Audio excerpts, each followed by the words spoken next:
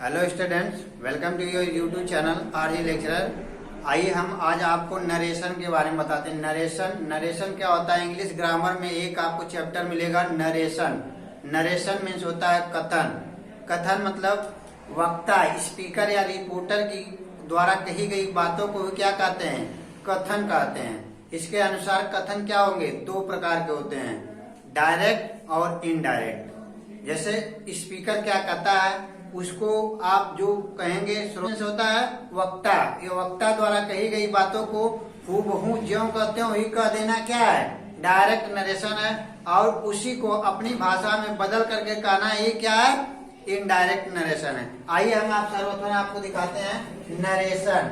Narration NARRATION narration. Narration means होता है कथन। कथन को ही, नरेशन को ही हम और क्या कहते हैं? Reported speech. नरेशन या रिपोर्टेड स्पीच। स्पीकर देखिए आप यहाँ पर स्पीकर। स्पीकर मीन्स क्या होता है? वक्ता। वक्ता के कथन को नरेशन या स्पीच कहते हैं। या नरेशन, देखिए नरेशन और स्पीच कहते हैं। कह रहे हैं स्पीकर यानी वक्ता की ही बात को नरेशन या स्पीच कहते हैं। आप देखिए नरेशन। नरेशन मीन्स क्या होगा? कथन। नरेशन मीन्स कथन। Narration as the name suggest is a way of narrating और telling something one heard to someone else. कह रहा है नरेशन एक ऐसा नाम या शब्द है जो सजेस्ट करता है, सुझाव देता है, वे ऑफ नरेटिंग, नरेटिंग करने का, या टेलिंग समथिंग या कुछ कहने का, हर्ड ऑफ समवन एल्स या किसी और के बारे में कुछ कहने को। आइए आप देखिए काइंड्स ऑफ नरेशन। कह रहा है काइंड्स ऑफ नरेशन यानी कि नरेशन कितने प्रकार के होते हैं? There are two types of narration. Narration दो प्रकार के होते हैं। आइए आप देखिए यहाँ पर there are two types of narration. यहाँ देखिए आप नरेशन कितने प्रकार के होते हैं? दो प्रकार के होते हैं। नंबर एक डायरेक्ट नरेशन, इसी को डायरेक्ट स्पीच भी कहते हैं। नंबर वन डायरेक्ट नरेशन या डायरेक्ट स्पीच। इनको दो नामों से जानते हैं, एक कहते हैं डायरेक्ट नरेशन या उसी को कहते हैं डायरेक्ट स्पीच। सेकंड देखिए, सेकंड है इन डायरेक्ट नरेशन या इनडायरेक्ट स्पीच या रिपोर्टेड स्पीच। कह रहे हैं सेकंड जो है उसको तीन नामों से जानते हैं, इनडायरेक्ट नरेशन कहेंगे या इनडायरेक्ट स्पीच कहेंगे या रिपोर्टेड स्पीच कहेंगे।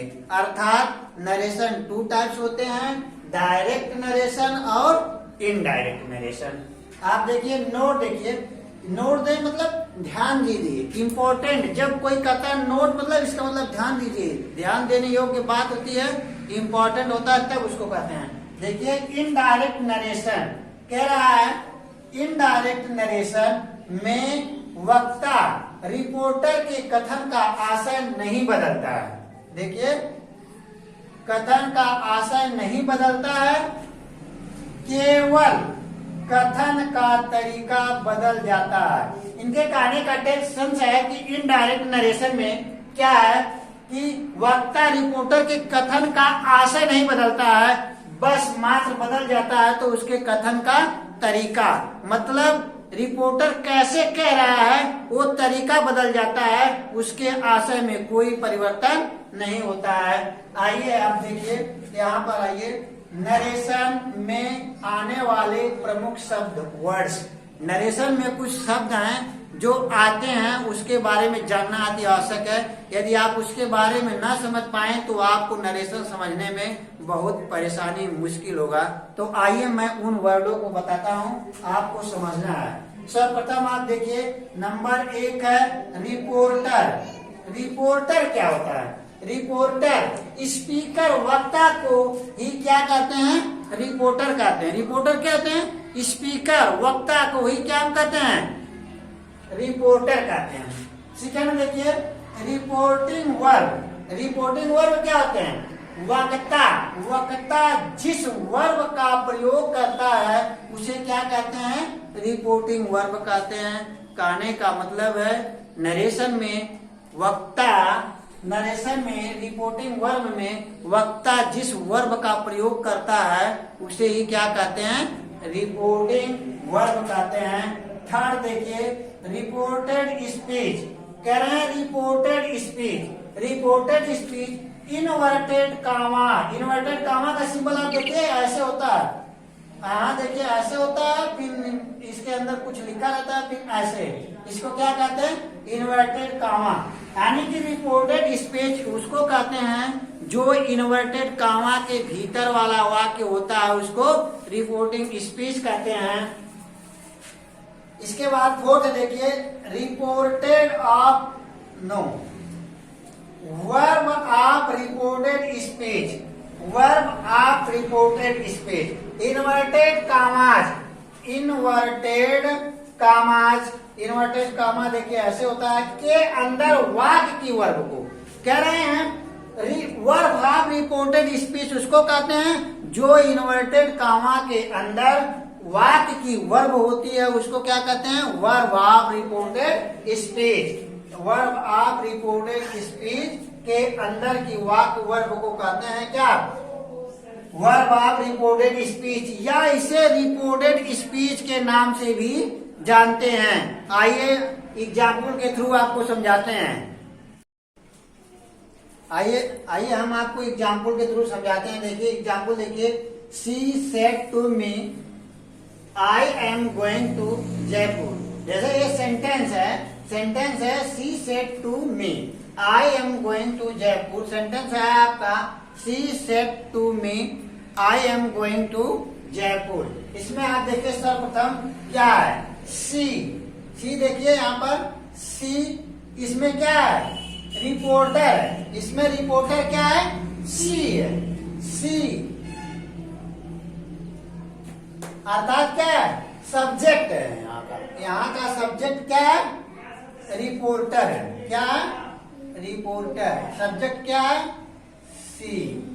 इसके बाद सेकंड देखिए, सेड, सेड, सी सेड, इसके बाद सेड आया, ये क्या है? Reporting verb. इसमें सेड क्या है? रिपोर्टिंग वर्ब है। सी सेड टू मी में सी क्या है? रिपोर्टर है, एंड सेड क्या है? रिपोर्टिंग वर्ब है। इसके बाद आता है ये देखिए, ये वाला देखिए, I am going to Jaipur, I am going to Jaipur, इसमें क्या है? रिपोर्टेड स्पीच है। रिपोर्टेड स्पीच क्या है? I am going to Jaipur. इस सेंटेंस में reported speech I am going to Jaipur है।